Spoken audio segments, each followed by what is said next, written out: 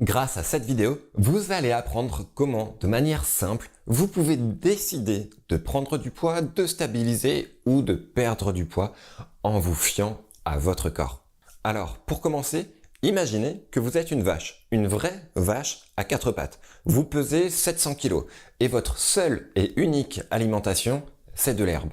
Un aliment relativement pauvre en calories. Alors, pour réussir à peser 700 kg en ne mangeant que de l'herbe, il faut en manger des quantités énormes. D'ailleurs, c'est exactement pour ça qu'une vache passe toute sa journée à brouter. Quand on mange quelque chose de léger, la faim revient plus vite et on ressent le besoin de manger plus souvent.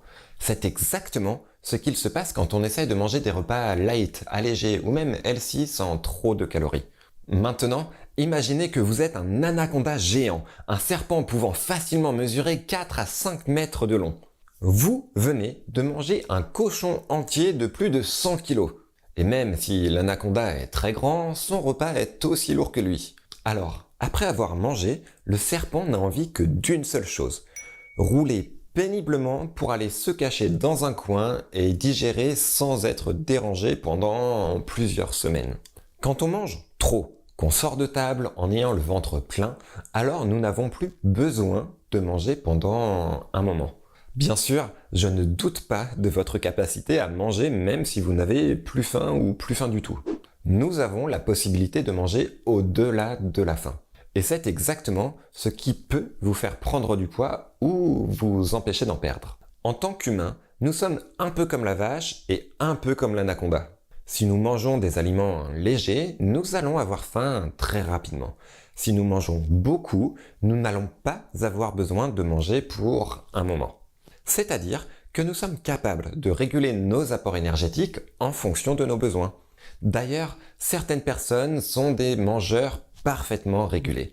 Elles sont capables de se faire plaisir et de manger n'importe quoi à un repas ou même pendant tout un week-end sans prendre de poids. Pourquoi ? Parce qu'elles sont capables de se réguler et de stabiliser leur poids de forme.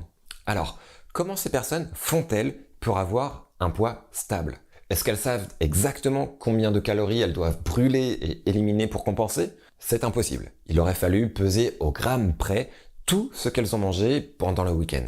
Mais si vous n'avez pas préparé le repas vous-même, comment pouvez-vous savoir la composition exacte de votre repas si vous voulez en estimer les calories ? Est-ce que vous allez demander au restaurateur « Excusez-moi, est-ce qu'il y avait 109 grammes ou plutôt 112 grammes de poisson dans ce filet ?» La vérité, c'est qu'il est strictement impossible de connaître avec précision votre apport énergétique. Alors, encore une fois, comment font les personnes qui arrivent à rester minces sans faire d'efforts ? Elles ne savent ni les calories qu'elles brûlent, ni les calories qu'elles assimilent, et pourtant, elles réussissent à ajuster ce qu'elles mangent en fonction de leurs dépenses énergétiques. Le secret, c'est simplement d'écouter et de respecter les sensations de faim et de satiété de votre corps. Ces mécanismes sont complexes et particulièrement efficaces. Votre corps est en réalité équipé d'un ensemble de capteurs mesurant par exemple la distension gastrique et les adipocytes.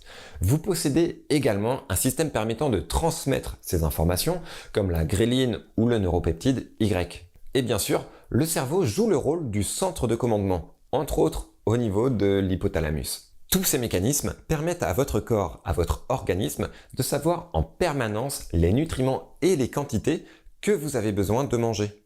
Mais comment pouvez-vous accéder à ces informations ? Encore une fois, simplement en étant attentif à vos sensations de faim et de satiété.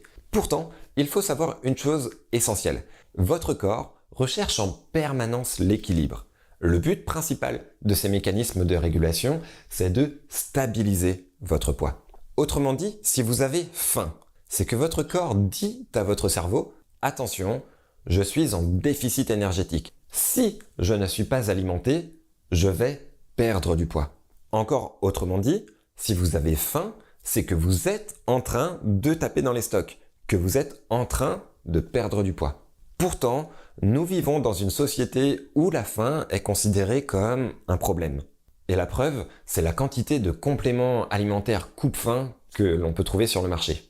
Et souvent, vous pouvez aussi avoir peur d'avoir faim, peur de manquer de nourriture ou peur de succomber à vos pulsions si vous avez faim. C'est complètement paradoxal dans un pays où vous avez plus de risques de souffrir d'obésité que de mourir de faim, n'est-ce pas? À l'inverse, quand votre corps vous informe que vous n'avez plus besoin de manger, cela veut dire que vous avez atteint l'équilibre énergétique. Si vous continuez de manger sans faim, cela signifie donc que vous mettez plus d'énergie que nécessaire. C'est ça qui vous fait prendre du poids. Vous comprenez maintenant l'importance d'écouter vos sensations alimentaires pour réussir à perdre du poids pour la toute dernière fois. Grâce à ça, vous arriverez bientôt à manger en fonction de vos besoins et à atteindre votre poids de forme.